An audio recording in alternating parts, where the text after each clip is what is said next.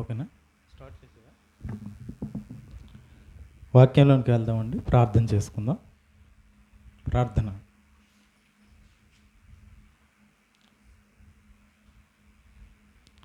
పరలోకమందున్న మా కన్న తండ్రి,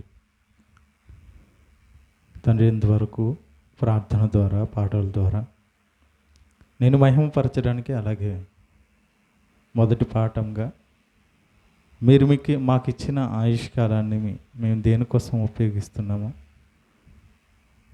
మీకోసం ఉపయోగించకపోతే ఏం జరుగుతుందన్న విషయాలు తెలియచేశారు. అందును బట్టి కృతజ్ఞతాస్తుతులు చెల్లిస్తున్నాం.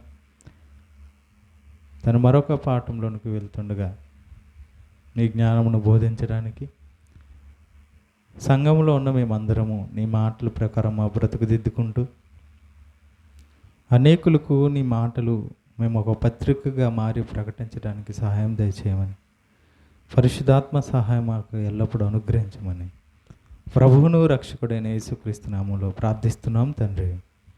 ఆమేన్.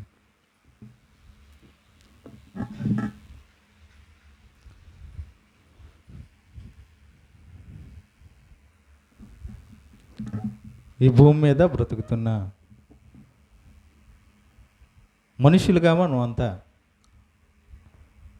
కొన్ని విషయాలు జరిగేటప్పుడు, కొన్ని సందర్భాల్లో కొన్ని ఊర్ల పేర్లను లేదా కొంతమంది వ్యక్తులను చూపించి వారికి బుద్ధి చెప్పడానికి లేదా వారికి అర్థమవడానికి ఉదాహరణలుగా కొన్ని విషయాలు చెబుతుంటాం. మీకు అర్థమవడానికి ఎవరైనా ఒక వ్యక్తి తొందరపడి పనిచేస్తున్నా, మాట్లాడుతున్నా, తొందరపడి ఏ కార్యక్రమం జరిగిస్తున్నా వెంటనే వచ్చే మాట, ఎందుకు తొందరపడుతున్నావు అనే దానికంటే బొబ్బులోడిలాగా ఎందుకు అలా చేస్తున్నావు అని ఒక ఊరు ప్రదేశం, బొబ్బిలి అనే ఒక పట్టణ పేరుని అక్కడ ఉపయోగిస్తాం. విన్నారా మీరు ఎప్పుడైనా? అంటే ఏదైనా ఒకటి జరుగుతుంది అనుకోండి, ఆ ఊరు పేరు పెట్టి పిలుస్తుంటారు. మీరు విన్నారా? వినే ఉంటారు.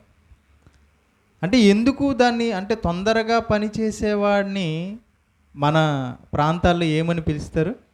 తొందరపడి అన్నీ చేయాల్సిన పని సక్రమంగా జరగకుండా తొందరపడి పని చేయడం వల్ల వారిని ఏమని పిలుస్తారో మీకు తెలిసింది. ఇప్పుడు ఆ పేరుని ఎందుకు ప్రవేశపెట్టాం, ఎందుకు చెబుతున్నాం అలాగా అంటే అదొక సామెతగా ఉంది మనకి, సామెతగా. ఓకేనా? అంటే ఏ పదం, అలాంటి సిచ్యువేషన్, అలాంటి సందర్భం ఏది జరిగినా దాన్ని ఒక సామెతగా ఉపయోగిస్తున్నాం. కొంతమంది వ్యక్తులు చూస్తున్నప్పుడు వాళ్ళని కూడా వాళ్ళ పేరుని చూపించి, అరే నువ్వు వాడలాంటాడు ఏంట్రా అని అంటుంటాం. సామెత కదా, విన్నారా సామెతలు? ఇలా వ్యక్తులని లేదా ఒక ఊరిని, ఒక గ్రామ పేరుని జ్ఞాపకం చేసుకుంటూ వారికి వాళ్ళు చేస్తున్నది ఏంటో వాళ్ళకి తెలియజేయడానికి ఆ మాటలు ఉపయోగిస్తారు. ఈరోజు మనం నేర్చుకునే పాఠం కూడా సామెతగా మారుతావా, సామెతలు విని మార్చుకుంటావా? సామెతగా మారుతావా, సామెతలు విని మార్చుకుంటావా? అంటే ఒక ప్రజల్లో ఒక సామెతగా మిగిలిపోతున్నారా? వారిని జ్ఞాపకం చేసుకుంటే చూడండి, మన ఊర్లో ఎవరైనా త్రాగి తాగి తాగి చనిపోయాడు అనుకోండి, ఇంకెవరైనా త్రాగుతున్నాడు అనుకోండి, అప్పుడు ఎవరు గుర్తొస్తారు మనకి? ఎవరైతే త్రాగి చనిపోయారో, ఒరే వాడిలాగా నువ్వు కూడా తాగి తాగి చనిపోతావా? ఒకవేళ ఎప్పుడు మాట్లాడినా అబద్ధాలే మాట్లాడుతున్నాడు అనుకోండి, ఎవడైనా ఒక అబద్ధం మాట్లాడేటప్పుడు వాడు దొరికిపోతే వాడికి ఏమంటావు? ఒరే నువ్వు వాడిలాగా నువ్వు కూడా అబద్ధాలోడివే. పక్కింటికి మీకు లేదా ఊర్లో ఏదైనా తగువ జరుగుతుంది అనుకోండి, ఇంకొకరు అంటే ఒకరికొకరు తిట్టుకుంటున్నారు అనుకోండి, బూతులు తిట్టుకుంటున్నారు అనుకోండి, మన ఊర్లో ఎవరు బాగా బూతులు తిడతారో వాళ్ళ పేరు మనకు గుర్తొస్తుంది. ఈ అమ్మ కూడా ఆయమ్మ లాంటిదే. అంటే మనకి ఎలా మిగిలిపోయారు వారు అంటే ఒక సామెతగా మిగిలిపోయారు. సామెతగా మారుతావా, సామెతలు విని మార్చుకుంటావా? ఈ భూమి మీద సామెతగా మిగిలిపోయిన వారే, కానీ సామెతలు విని మార్చుకునే వారు ఉన్నారా, మార్చుకుంటారా అన్నదే ఈరోజు పాఠం. సామెతలతో విని మార్చుకోవచ్చా, మార్చబడగలమా? దేవుడు సొలొమోను, ద కింగ్ సాల్మన్, దావీదు కుమారుడైన సొలొమోను దేవుని వద్ద మొరపెట్టేటప్పుడు, దేవుడు యెహోవాకు అతను ప్రత్యక్షమైనప్పుడు నీకేం కావాలని అడిగితే ఆయన ఐశ్వర్యాన్ని అడగలేదు, పేరు ఘనత అడగలేదు, ఆస్తి ఐశ్వర్యం అడగలేదు. మరి ఏం కావాలి అంటే, అయ్యా నేను బాల్యంలో ఉన్నాను, నీ నీ ప్రజలను, నువ్వు పాలిస్తున్న ప్రజలను పరిపాలించే జ్ఞానము వివేకము నాకు దయచేయని దేవునికి అడుగుతాడు. అదే మనకి దేవుడు ప్రత్యక్షం అయ్యాడు అనుకోండి, మీకేం కావాలి అన్నారు అనుకోండి, ఎన్ని కోరికలు ఏం కోరాలో ముందు రోజు రాత్రల్లా మనం కలలుగంటాం. ఒకవేళ దేవుడు మనకు ప్రత్యక్షమైతే, దేవుడు నన్ను నీకేం కావాలని అడిగితే నేనేం కోరుకోవాలి అని ఆలోచించే రకం మనం. ఈ భూమి మీద బ్రతకడానికి ఏమేం కావాలి ముందే దేవుని దగ్గర తీసుకుంటే హ్యాపీగా బ్రతికే వచ్చాని మనం అనుకుంటాం. కానీ ఆయన మాత్రం దేన్ని కోరుకున్నాడంట? జ్ఞానము, వివేకము. ఒకసారి చూద్దాం. సమూయేలు 2వ గ్రంథం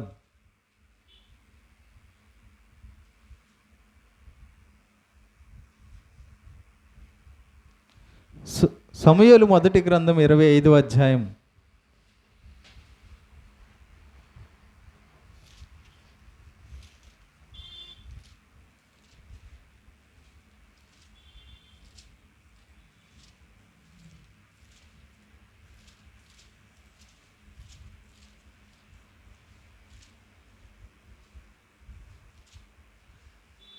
రైట్. రాజుల మొదటి గ్రంథం 3వ అధ్యాయం. రాజుల మొదటి గ్రంథం 3వ అధ్యాయం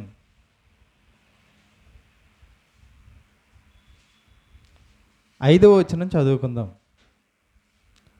రాజుల మొదటి గ్రంథం 3వ అధ్యాయం 5వ వచనం.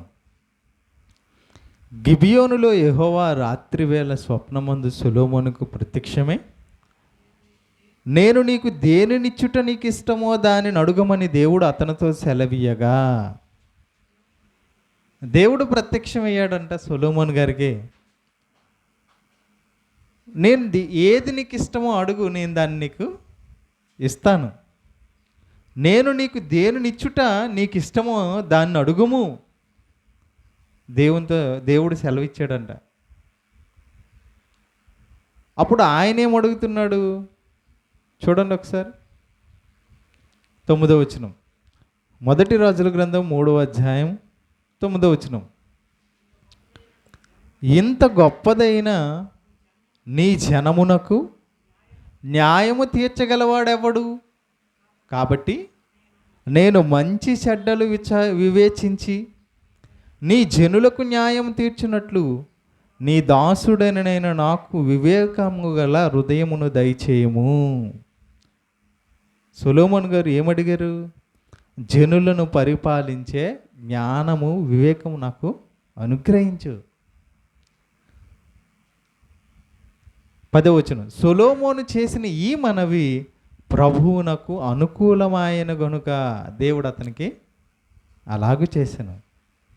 అంటే మనవి దేవుని మనం ప్రార్థన చేస్తున్నప్పుడు మన ప్రార్థన దేవుడు మెచ్చేదిగా ఉందా, లేదా దేవుడు నీ ప్రార్థన విని తన రూపాన్ని, తన ముఖము తిప్పుకొని ఆయన నీ ప్రార్థన వినకుండా ఏం ప్రార్థన చేస్తుందమ్మ ఈ అమ్మ, ఏం ప్రార్థన ఇది అని ముఖం తిప్పుకుంటున్నాడా దేవుడు? చూడండి, ఈయన మనం వినగానే దేవునికి అనుకూలమైందంట, ఇష్టమైందంట. అబ్బా ఏం మనవి చేశాడు. సొలొమోను చేసిన ఈ మనవు ప్రభువునకు అనుకూలమైన గనుక దేవుడు అతనికి ఎలాగూ సెలవిచ్చాను. అంటే మనం దేవునికి ప్రార్థన చేస్తున్నప్పుడు అది దేవునికి ఇష్టమైన ప్రార్థనగా ఉందా, లేదా దేవుడే మనల్ని అసహించుకునేటట్లు మనం ప్రార్థన చేస్తున్నామా? ఈయన ఆస్తి అంతస్తు అడగలేదు, కానీ మనం ప్రార్థన చేశామంటే, దేవుడి దగ్గరికి వెళ్ళామంటే ఖచ్చితంగా ఏం అడుగుతాం చెప్పండి? దేవా, నాకు అల్లది కొరతగా ఉంది, నాకు ఇది కావాలి, నాకు ఇదిగో అది కావాలి అని అడిగే రకమే తప్ప, దేవా నీకు ఇష్టమైనది నేను చేస్తున్నానా, అలా నన్ను నేను కట్టుకుంటున్నానా, నాకు అటువంటి జ్ఞానం అనుగ్రహించు అని ఏ రోజైనా మనం ప్రార్థన చేస్తామా? నేను చిన్నప్పుడు ఒక కథ చదివానండి. ఒక చెట్టు కొట్టుకుని కర్రలు అమ్ముకొని బ్రతికే ఒక వ్యక్తి తను ఒక గొడ్డలు తీసుకొని చెట్టు నరకడానికి వెళ్తాడంట. వెళ్ళేటప్పుడు ఆ చెట్టు నరుకుతున్నప్పుడు ఆ గొడ్డలు నదిలో పడిపోతుంది. నదిలో పడిపోయిన వెంటనే ఆ నదిలో నుంచి ఒక దేవత ప్రత్యక్షమవుతుందంట. ప్రత్యక్షమే ఎందుకు బాధపడుతున్నావు అని అడిగితే, ఇదిగో నేను ఇలాగ గొడ్డలతో చెట్టు నరుకుతుంటే ఆ గొడ్డలి నీటిలో పడింది, అదే నా జీవనాధారం, ఆ గొడ్డలతోనే నేను ఈరోజు చెట్లు కొట్టి ఆ కొమ్మలను అమ్ముకొని ఆ కర్రలను అమ్ముకొని నా జీవనం, నా కుటుంబం నడుస్తుంది, అది లేకపోతే నాకు జరగదు, ఇల్లు గడవదు అని అక్కడికి వచ్చిన ఆ దేవతతో చెబుతున్నప్పుడు, సరే అని దేవత నీటిలో మునిగి బంగారు గొడ్డలు తెచ్చిందంట. నువ్వు ఏదైతే పారేసుకున్నావో ఈ నదిలో ఆ గొడ్డలి ఇదేనా అని అడిగితే, మనలాంటి వాళ్ళమైతే ఏం చేస్తాం? ఆహా, మన ఇనుపు గొడ్డలు పోతే పోయింది, బంగారపు గొడ్డలు దొరికింది అని వెంటనే తీసుకుని ఇదే అని మనం తీసుకుంటాం. కానీ ఆయన యథార్థంగా ఏమన్నాడంటే, ఈ గొడ్డలు నాది కాదు. తర్వాత మళ్ళీ దేవత నీటిలో మునిగి ఇంకో గొడ్డలు తెచ్చిందంట, వెండి గొడ్డలే. ఇదేనా అంటే, ఈ వెండి గొడ్డలు కూడా నాది కాదన్నాడంట. ఇదేంటి, బంగారం గొడ్డలు తెచ్చిన నాది కాదంటున్నాడు, వెండి గొడ్డలు తెచ్చిన నాది కాదంటున్నాడు. ఆయన యొక్క నిజాయితీ చూసింది ఆమె. సరే అని తాను ఏదైతే పోగొట్టుకున్నాడో ఆ గొడ్డలు తీసుకుని వచ్చింది దేవత, ప్రత్యక్షమైంది.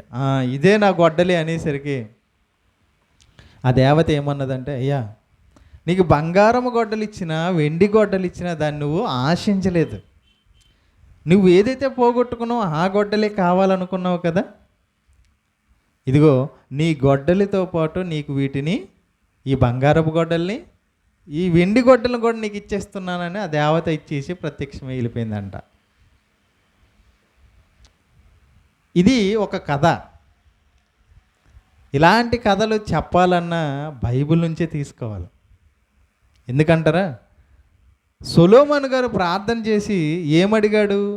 నాకు వివేకం ఇవ్వు, జనులకు న్యాయం తీర్చడానికి జ్ఞానం ఇవ్వు అని దేవుడిని వివేకం గల హృదయం దయచేయమని అడిగాడు కదా.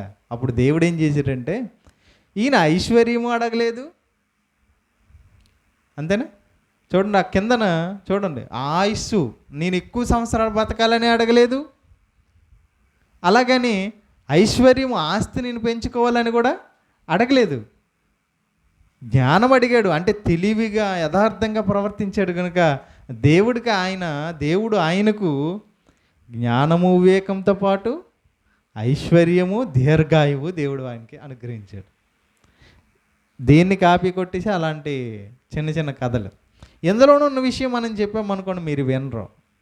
అదే గొడ్డల కథ అనేసరికి మాత్రం బాగా వింటారు. మళ్ళీ ఆదివారం నేను అడిగాను అనుకోండి, అమ్మ గత ఆదివారం ఏం చెప్పానంటే గొడ్డల కథ చెప్పారని మాత్రం గుర్తుంటుంది, సొలొమోను గురించి చెప్పింది మాటలు మాత్రం గుర్తుండవు. అది మన పరిస్థితి అనమాట.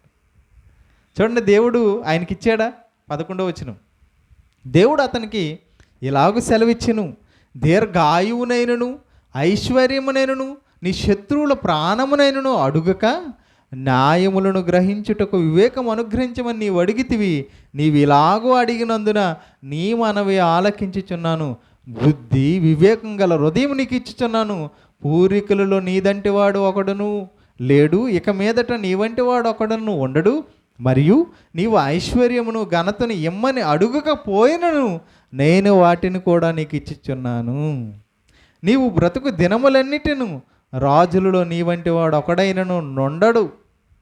చూసారా, అడగకపోయినా దేవుడు వాటిని ఇస్తాడు. అడగాల్సింది ముందు అడగాల మనం.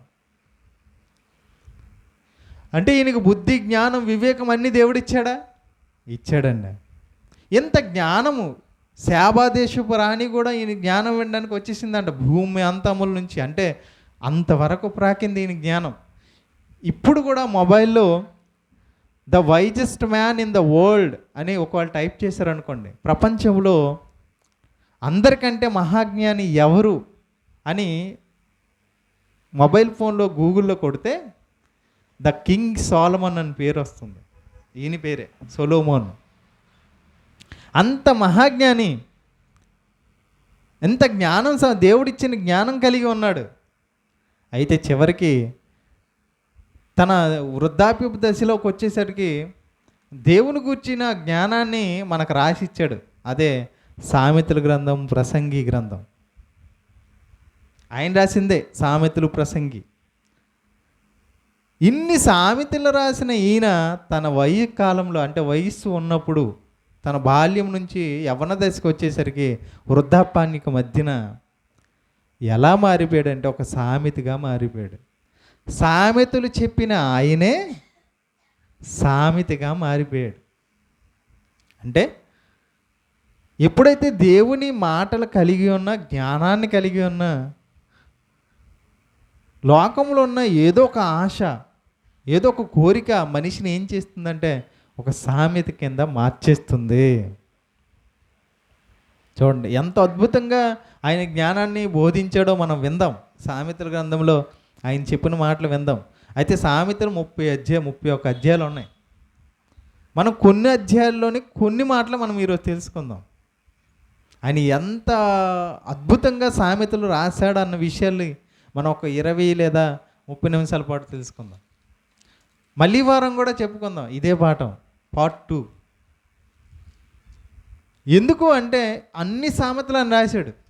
ఆ ఒక్కొక్క సామెత వింటే మీకు ఎలా అనిపిస్తుందంటే నిజంగా ఇవన్నీ ఎవరు చెప్పలేరు, ఇలాంటి విషయాలు దేవుడే మనిషికి చెప్పాలి, అంత జ్ఞానం సొలొమోనుకి ఇచ్చాడు అన్నది మనకు అర్థమైపోతుంది. సొలొమోన్ గారి పరిస్థితి ఏంటో ఒకసారి మనం అదే రాజుల గ్రంథంలోనే కొన్ని విషయాలు మనం చదువుకుందాం. రాజుల గ్రంథం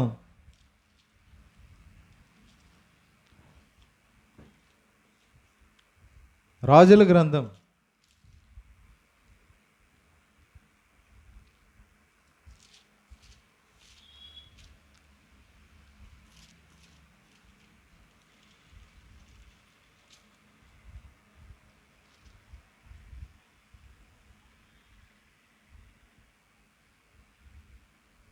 2 దినవృత్తాంతం 2వ గ్రంథం 7వ అధ్యాయం. దినవృత్తాంతం 2వ గ్రంథం 7వ అధ్యాయం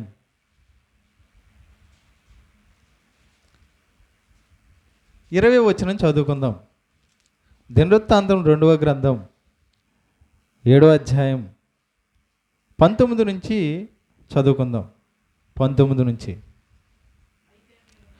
అయితే మీరు త్రోవ తప్పి నేను మీకు నియమించిన కట్టడలను ఆజ్ఞలను విడిచి ఇతర దేవతలను అనుసరించి వాటికి పూజా నమస్కారం చేసిన యెడల నేను మీకు ఇచ్చిన నా దేశములో నుండి మిమ్మల్ని పెళ్ళగించి నా నామమునకు నేను పరిశుద్ధపరిచిన ఈ మందిరమును నా సన్నిధి నుండి తీసివేసి సమస్త జనములలో దానిని సామెతకు ఆస్పాదముగాను నిందకాస్పాదముగాను చేయుదును.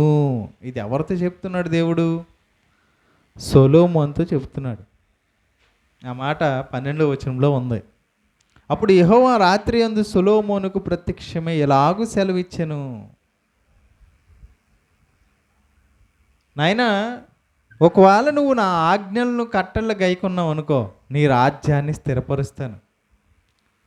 ఆ 13వ వచనం, వాని కురియకుండా అని ఏవైనా ఒకవేళ తప్పులు చేస్తే వాటిని క్షమిస్తాను నా వైపు తిరిగితే. కానీ నువ్వు దేవతల వైపు కానీ చెడుతనం వైపు కానీ తిరిగావు అనుకో, నన్ను విడిచిపెట్టి వేరొక వైపు తిరిగావు అనుకో, నిన్ను ఎలా చేస్తానో తెలుసా? సామెతకు ఆస్పాదంగాను, అంటే నీ మాట వెత్తితే, నీ మాట తలిస్తే ప్రజలందరిలో ఒక సామెత పుడుతుంది. సొలొమోను చూడు మహాజ్ఞాని కానీ తప్పిపోయాడు అన్న మాట ఆస్పాదంగా మారిపోతారు మీరంతా, ఇశ్రాయేలు ప్రజలంతా.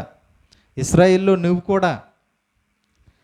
నిన్ను పెళ్ళగిస్తాను, నీకు నిందాస్పదంగా, అంటే చూడు ఈయనకి ఎలా నిందలు వచ్చాయో, మహాజ్ఞాని సొలొమోను అని నేను తక్కువ చేసి మాట్లాడే అవకాశం వస్తుంది. ఎప్పుడు? నువ్వు నన్ను విడిచిపెట్టి దేవతల వైపు తిరిగినప్పుడు. అయితే మరి తర్వాత ఆయన చేశాడు అలాగే. అవునండి, సొలొమోను గారు అంత జ్ఞాని అయినా తర్వాత ఏం జరిగింది? రాజుల మొదటి గ్రంథం 11వ అధ్యాయం, రాజుల మొదటి గ్రంథం 11వ అధ్యాయం 3వ వచనం నుంచి, అతనికి 700 మంది రాజకుమార్తెలైన భార్యలను 300 మంది ఉపపత్నులు కలిగి ఉండిరి. అతని భార్యలు అతని హృదయమును త్రిప్పివేసిరి. ఎక్కడి నుంచి త్రిప్పివేశారు? దేవుని నుండే త్రిప్పేశారు. భార్యలు ఏం చేశారంట? అంతమంది భార్యలు కలిపి ఆ భార్యలు కూడా ఎవరిని చేసుకున్నాడు? దేవునిని విశ్వసించిన వారిని చేసుకున్న తర్వాత ఆ భార్యలు ఏం చేశారు? వారి దేవతల వైపు వారి మనస్సును త్రిప్పేశారు. అంటే మన కుటుంబాల్లో దేవునికి కాకుండా దేవతల వైపు, అపవాది ఆలోచనల వైపు మనల్ని త్రిప్పే అవకాశం కుటుంబంలో ఎవరి ద్వారానైనా దేవుడు దెయ్యం ఏం చేస్తుంది? ప్రేరేపించి మనల్ని మార్చేస్తుంది. చాలా జాగ్రత్తగా ఉండాలి. సొలొమోను గారి హృదయాన్ని తిప్పేసేప్పుడు, సొలొమోను వృద్ధుడైనప్పుడు అతని భార్యలు అతని హృదయమును ఇతర దేవతలతో తిప్పగా, అతని తండ్రి అయిన దావీదు హృదయం వలె అతని హృదయం దేవుడైన యెహోవా యెడల యథార్థము కాకపోయెను. ఇంకేం చేశాడంటే సొలొమోను అస్తరోతు, మిల్కోము, కెముసు, మెలుకు అనే దేవతల ప్రతిమలను కట్టించాడంట. మొట్టమొదట దేవుని మందిరాన్ని కట్టించాడు, బంగారు దేవాలయమును సొలొమోను కట్టించాడు. దానికి ఎదురుగా కొండలపైన దేన్ని కట్టించాడు? మళ్ళీ విగ్రహాలను ప్రతిష్ఠించాడు.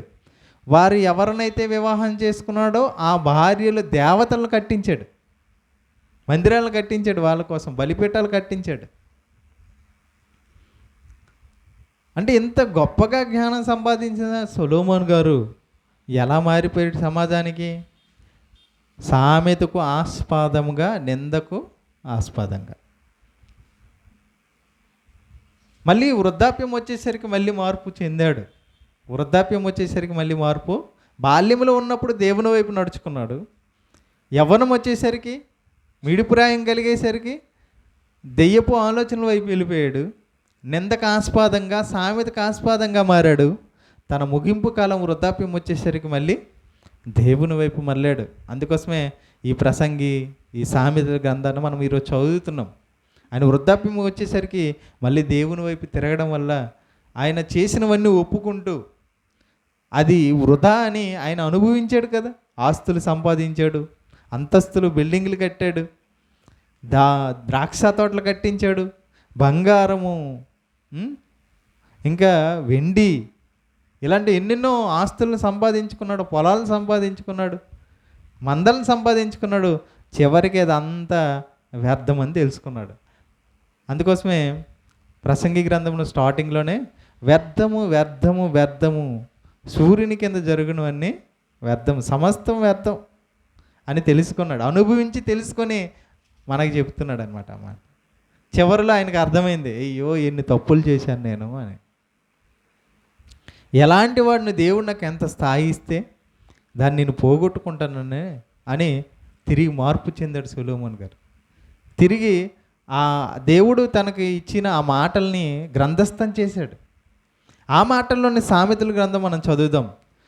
పాఠం పేరేటండి చెప్పండి? సామెతగా మారుతావా? అంటే నీ పేరు తెలిస్తే నువ్వు ఒక సామెతగా కనబడుతున్నావా? అంటే నిన్ను చూపించి ఒక మనిషికి బుద్ధి చెప్పే స్థాయిలో ఉన్నావా నువ్వు? లేకపోతే బుద్ధి మాలిన వాడిగా వారికి ఉదాహరణగా మిగిలిపోతున్నావా? ఆలోచిద్దాం. సొలొమోను రాసిన సామెతల గ్రంథంలోని కొన్ని విషయాలు మనం చదువుదాం. ఎలాంటివంటే ఈ సామెతలు ఒకసారి చదువుదాం. సామెతల గ్రంథం 1వ అధ్యాయం 2వ వచనం నుంచి చదువుదాం. క్రీస్తు పూర్వం 1000 సంవత్సరాల నుంచి 730 సంవత్సరాల కాలంలో సొలొమోను గారు దీన్ని రాశారు.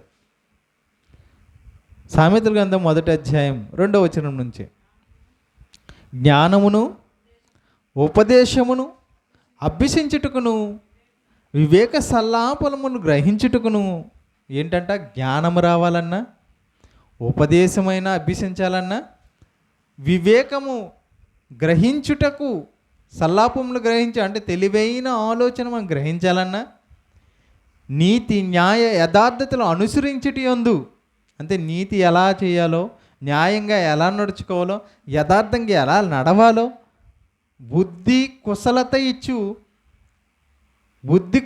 ఇచ్చు ఉపదేశమునందుటకు, అంటే బుద్ధి సంబంధించిన జ్ఞానం సంపాదించుకోవాలంటే, జ్ఞానము లేని వారికి బుద్ధి కలిగించుటకు, అంటే ఎవరైతే అజ్ఞానులుగా కనబడుతున్నారో వాళ్ళకి దేవుని గూర్చిన జ్ఞానం అనుగ్రహించడానికి, యవ్వనులకు తెలివియు, యవ్వన వయసులో ఉన్న వాళ్ళకి తెలివి ఉండాలి, తెలివి లేకపోతే మూర్ఖంగా ఉంటారు, తెలివియు వివేచన పుట్టించుటకును తగిన సామెతలు.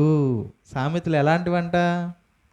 జ్ఞానము, ఉపదేశము, వివేక సల్లాపము, నీతి న్యాయ యథార్థతలు అనుసరించే బుద్ధి, కుశలత ఇచ్చే ఉపదేశమునందుటకు, జ్ఞానం లేని వారికి బుద్ధి కలిగించుటకు, యవ్వనులకు తెలివి వివేచన పుట్టించుటకు తగిన సామెతలు. సామెతలు అలాంటివి రాశాడు ఆయన. ఇంకేమంట, జ్ఞానము గలవాడు, ఒకవేళ నువ్వు జ్ఞానం గలపడవా అనుకుంటున్నావా? అయితే జ్ఞానము గలవాడు విని పాండిత్యం వృద్ధి చేసుకుంటాడంట. అంతే, తన జ్ఞానాన్ని ఇంకా గొప్ప చేసుకోవచ్చు అంట ఈ సామెతల ద్వారా. ఇంకేమన్నాడు, వివేకము గలవాడు ఆలకించి నీతి సూత్రములను సంపాదించుకుంటాడంట. అంటే నీతి సూత్రాల ప్రకారం బ్రతకడానికి, ఆ నీతిని ప్రబోధించడానికి కూడా ఈ సామెతలు ఉపయోగపడతాయి.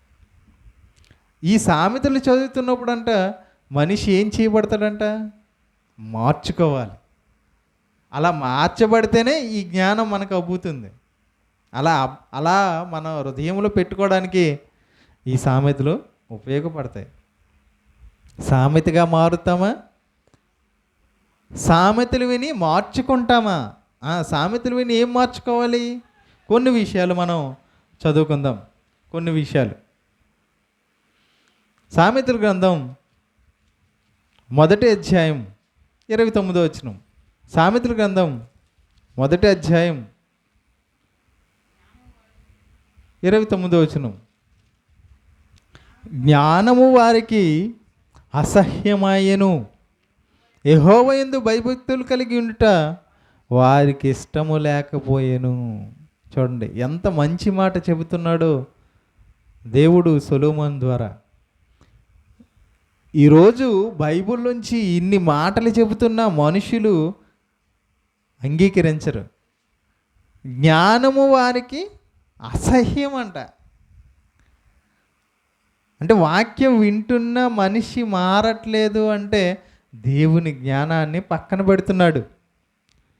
ఎందుకు? యెహోవా యందు భయభక్తులు కలిగి ఉండుట వారికి ఇష్టం లేదు.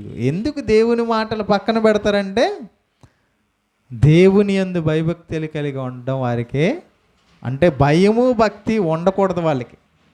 మరి ఏం కావాలి? స్వేచ్ఛగా తిరగాలి, ఏ అడ్డంకులు ఉండకూడదు. ఒక మూవీ డైరెక్టర్ ఒక సినిమా నిర్వహించే ఒక దర్శకుడు ఏమన్నాడంటే, నేను మీరు ఏ దేవుణ్ణి నమ్ముతారండి అని అడిగితే, ప్రపంచంలో ఎక్కువ ఏ దేవుణ్ణి ఆరాధిస్తున్నారు?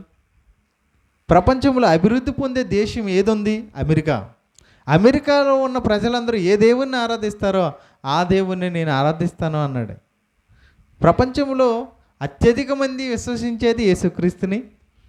అభివృద్ధి పొందిన అమెరికా కూడా దేవునిగా ఆరాధించేది యేసుక్రీస్తునే. కాబట్టి ఒకవేళ నేను దేవుణ్ణి ఆరాధించాలనుకుంటే యేసుక్రీస్తుని ఆరాధిస్తాను, కానీ నేను దేవుణ్ణి ఆరాధించను అన్నాడు. అదేంటండి ఎందుకు అని అడిగారు. అడిగితే దేవుణ్ణి విశ్వసించామనుకోండి, ఆ దేవుడు రాసిన గ్రంథంలోని మాటల ప్రకారము తప్పు చేయకుండా బ్రతకాలి, యథార్థంగా ఉండాలి. నాకు నచ్చినట్లుగా నేను బ్రతకడానికి అవ్వదు, కాబట్టి నేను దేవుణ్ణి నమ్మను అన్నాడు. ఇక్కడ అదే మాట రాపిస్తున్నాడు దేవుడు.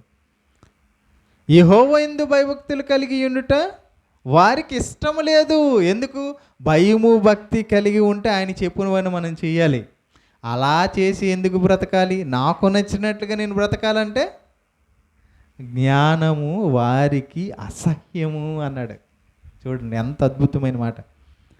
ఎందుకు దేవుణ్ణి అంగీకరించరు, యేసుక్రీస్తు దగ్గరికి రారు అంటే ఆయన మాటల ప్రకారం ఉంటే మనం అనుకున్న జీవితాల్లో చేయలేం. అబద్ధాలు ఆడలేం, భూతు మాట్లాడలేం, సినిమాలకు వెళ్ళలేం, రికార్డింగ్ డ్యాన్సులకు వెళ్ళలేం, మనకు నచ్చినట్టుగా బ్రతకలేం. యథార్థంగా నీతిగా న్యాయంగా నడుచుకోవాలంటే ఎక్కడ వద్దు మనకి? నిన్ను వాళ్ళు నీ పొరుగు వారిని ప్రేమించాలంట, దేవుని కోసం ఈ భూమి మీద పని చేయాలంట, మన ఆశలు మన కోరికలు అన్నీ చంపుకోవాలంట. ఎలాంటి దేవుణ్ణి యందు భయభక్తులు కలిగి మనం ఎందుకు ఉంటాం? కాబట్టి ఆ మాటలు మనకే అసహ్యం. ఎందుకు చెప్తారు దేవుని మాటలు ఎప్పుడు అని చెవులు మూసుకుంటున్నారు. అంటే వినడానికి మనసు ఒప్పుకోవట్లేదు. ఎందుకు చెప్పండి? భయం భక్తి ఉండకూడదు. అది చూడండి ఎంత అద్భుతంగా రాశారు. అలాగ ఉన్నవారికి కింద చెప్తున్నాడు 31 అధ్యాయం సామెతల గ్రంథం 31. కాబట్టి వారు తమ ప్రవర్తనకు తగిన ఫలము అనుభవించెదరు. నువ్వు ఈ భూమి మీద నాకు నచ్చినట్లుగా బ్రతుకుతానంటే బ్రతికితే నీకు రావాల్సిన ఫలం వస్తుంది. తమకు వెక్కసమగు వరకు తమ ఆలోచన అనుసరించెదరు. జ్ఞానము లేని వారు దేవుణ్ణి విసర్జించి నాశనమగుదురు. అంటే ఏదో ఒక రోజు నాశనం అనేది మనిషికి వచ్చేస్తుంది దేవుని యందు భయభక్తి లేకపోతే అన్న విషయాన్ని చూడండి ఎంత అద్భుతంగా వివరిస్తున్నాడు. ఇంకా సామెతలు మనం చదువుకుంటే సామెతల్లో చూడండి 16వ వచనం చదువుకున్నాం. 2వ అధ్యాయం 16వ వచనం సామెతల గ్రంథం 2వ అధ్యాయం 16వ వచనం నుంచి చదువుకుందాం. మరియు అది జారస్త్రీ నుంచి మృదువుగా మాట్లాడు పరస్త్రీ నుండి నిన్ను రక్షించును. అది అంటే ఎవరు రక్షిస్తారంట? ఈ సామెతలు దేవుని మాటలు ఏం చేస్తాయంట? ఎవరి నుంచి రక్షిస్తాయి? మృదువుగా మాట్లాడు పరస్త్రీ నుండి నిన్ను రక్షించును, జారస్త్రీ నుంచి నిన్ను రక్షించును. ఒక మనిషిని నాశనం చేసే మరణము కంటే ఉరులు కలిగింది ఏదో తెలుసా? మరణము కంటే గొప్పది ఒకటి ఉందని మీకు ఇంతకుముందు చెప్పాను. మరణము కంటే మనిషిని నాశనం చేసేది ఒకటి ఉంది, మనిషిని భయం పుట్టించేది ఒకటి ఉంది. మరణం కంటే గొప్పది ఉరులు ఒగ్గేది ఒకటి ఉంది. ఎవరు? స్త్రీ అంట. ప్రసంగి గ్రంథంలో రాయబడి ఉంది. చూడండి ఒకసారి ప్రసంగి గ్రంథాన్ని కూడా ఎవరు రాశారు? సొలొమోను గారే. ఎందుకు? ఆ స్త్రీల నుంచే కదా ఆయన విగ్రహారాధనకి వెళ్ళిపోయాడు. కాబట్టి ఆయనకి ఎక్స్పీరియన్స్. ఒకసారి చూడండి ప్రసంగి గ్రంథం 7వ అధ్యాయం 26వ వచనం. ప్రసంగి గ్రంథం 7వ అధ్యాయం 26వ వచనం. మరణము కంటే ఎక్కువ దుఃఖము కలిగించినది ఒకటి నాకు కనబడెను. మరణము కంటే అంట. మనుష్యులకు మరణం అంటే భయం అన్న సంగతి మనందరికీ తెలుసు. మరణము కంటే దుఃఖము కలిగించేది, మరణం కంటే బాధ కలిగించేది, భయం పుట్టించేది ఏంటంట? అది వలల వంటిదే, ఉరులు వంటి మనస్సును, బంధకముల వంటి చేతులను కలిగిన స్త్రీ. చూసారా? అంటే స్త్రీ అంట మరణము కంటే దుఃఖం కలిగిస్తుందంట. అందుకోసమే కదండి ఈరోజు అమ్మాయిల్ని ప్రేమించి తన ప్రాణాలను తీసుకుంటున్నారు. అంటే మరణము కంటే ఏది గొప్పది అనుకుంటున్నారు వారు? ఆ అమ్మాయి గొప్పది అనుకుంటున్నాడు. అది ఎలాంటిదంట? చూడండి ఒకసారి మళ్ళీ చదువుదాం. అది వలల వంటిదై, ఒక చేపలకు ఎలా అయితే వలలు వేస్తారో, పక్షులకు వలలు వేస్తారో అలాగా వలేస్తుందంట. ఉరులు వంటి మనస్సు, ఉరి ఎలా అయితే జంతువులకు వగులుతారో అలాగే స్త్రీ కూడా పురుషులకు వదులుతుందంట ఉరులు. బంధకములు వంటి చేతులను కలిగిన స్త్రీ, బంధకాలంటే జైలు. ఒక్కసారి ఆ అమ్మాయి చేతిలో పడ్డాడు అనుకోండి ఎవడైనా, జైల్లో బంధించినట్టే. ఒకవేళ జైల్లో నుంచి అయినా బయటకు వచ్చేమో కానీ ఆమె చేతిలో నుంచి బయటికి రావడం కష్టం. మరణము కంటే దుఃఖం అంటే చివరికి చచ్చిపోవాలే తప్ప బయటికి రావడం కష్టమైపోద్ది. ఆయన అలాగే అయిపోయాడు సొలొమోన్ గారు. అందుకోసం దేవుణ్ణి పక్కన పెట్టాడు. కాబట్టి నువ్వు దేవుని వాక్యాన్ని, సామెతలను ఇవి చదువుతుంటే నువ్వు అది ఎలాంటిదో, ఎలాంటి ఉరులూగుతుందో నీకు జాగ్రత్త పడే అవకాశం ఉంటుంది. అది అందరి గురించి కాదు. ఎవరైతే జార స్త్రీ ఉందో, ఎవరైతే మృదువుగా మాట్లాడి నీ కన్నులు అటు ఇటు తిప్పి పడేస్తారు కొంతమంది, అలాంటి వారి గురించి చెబుతున్నాడు. ఎలా ఊరులొగుతుందంట? కళ్ళుతోనంట. ఒకసారి చూడండి, 4వ అధ్యాయం, సామెతల గ్రంథం 4వ అధ్యాయం 25వ వచనం. సామెతల గ్రంథం 4వ అధ్యాయం 25వ వచనం. నీ కన్నులు ఇటు అటు చూడక సరిగాను, నీ కనురెప్పలు నీ ముందర సూటుగాను చూడవలెను. ఎలా చూడాలంటే, నువ్వు ఆ వలలో పడకుండా ఉండాలంటే, ఆ బంధకాల్లోకి వెళ్ళకుండా ఉండాలంటే దేవుడు చెబుతున్న మాట సొలొమోను గారి చేత ఏమని, నీ కన్నులు ఇటు అటు చూడక సరిగాను, నీ కనురెప్పలు నీ ముందరి సూటిగాను చూడవలెను. కానీ మనం దారంటి వెళ్ళేటప్పుడు సూటిగా వెళ్ళి చూస్తామా? అటు ఇటు ఎవరు వెళ్తున్నారా? పురుషులైతే స్త్రీలు ఎవరు వెళ్తున్నారా అని కళ్ళు తిప్పుతావు, స్త్రీలైతే పురుషులు ఎవరు వెళ్తున్నారా అని కళ్ళు తిప్పుతారు. ఆ కళ్ళు చిలికిస్తారా? ఆ కళ్ళు తిన్నగా ఉంటాయా? ఉండవండి. నీ కన్నులు ఇటు అటు చూడొద్దు అని దేవుడు చెప్తే చూసే రకం మనం, అంతేనా? ఎందుకు చూడొద్దు అన్నాడు? ఎందుకంటే 6వ అధ్యాయం సామెతల గ్రంథం 25వ వచనం. సామెతల గ్రంథం 6వ అధ్యాయం 25వ వచనం. దాని చక్కదనమందు నీ హృదయములో ఆశపడకము. నువ్వు కళ్ళుతో అటు ఇటు తిప్పి చూసావనుకో, అమ్మాయి అందంగా కనిపించింది, ఇప్పుడు ఏం చేస్తావు నువ్వు? చక్కగా ఉంది అని హృదయంలో ఏం పుడుతుందంట? ఆశ పుడుతుంది. అమ్మాయి బాగుంది, వెనకాతలు తిరిగి అమ్మాయిని అనుభవించాలి అన్న ఆశ పుట్టేస్తుంది. అది అప్పుడు ఆమె ఏం చేస్తుంది? నేను అందంగా ఉన్నాను కనుక వీడు నన్ను చూస్తున్నాడు కనుక వీడిని నేనేం చేయాలి? అది తన కనురెప్పలను చిలికించి, అంటే కళ్ళు ఏం చేస్తుంది? కనురెప్పలు చిలికించి అంటే కన్ను కొట్టడం అంటారు కదా, అది కళ్ళుతో మనకి సిగ్నల్ ఇస్తుంది. నువ్వు నాకు నచ్చావు, నేను నీకు కూడా నచ్చాను, రా మనమిద్దరం పోదామని తన కనురెప్పలను చిలికించి నిన్ను లోపరుచుకొననీయకము అంటే లోపరుచుకుంటుంది. అందుకోసం దేవుడు ఏమంటున్నాడంటే, నువ్వు ఎక్కడ ఆమె చేతుల్లోకి వెళ్ళిపోతావో, జానస్త్రీ చేతిలోనికి, పరస్త్రీ చేతిలోనికి వెళ్ళిపోతావు, నీ యవ్వనాన్ని, నీ బలాన్ని, నీ ఆస్తిని పోగొట్టుకుంటావు. కాబట్టి నీ కన్నులు అటు ఇటు తిప్పక నీ కనురెప్పలు చోటుగా ఉండాలి అన్నాడు. చూసారా సామెతలో ఉన్న విషయం? ఒక్క సామెత మీకు చెప్పాను అంతవరకు. 2 ఎన్ని సామెతలు ఉన్నాయి అందులో? 31 అధ్యాయాలు ఉన్నాయి, ఒక 15 పేజీలు ఉంటాయి. ఈ రోజుకి ఈ పాఠాన్ని ముగిద్దాం. మళ్ళీ వారం లేదా రాత్రిపూట మనం మాట్లాడుకుని మరికొన్ని సామెతలు మనం తెలుసుకుందాం. ఓకేనా? ప్రార్థన చేసుకుందాం.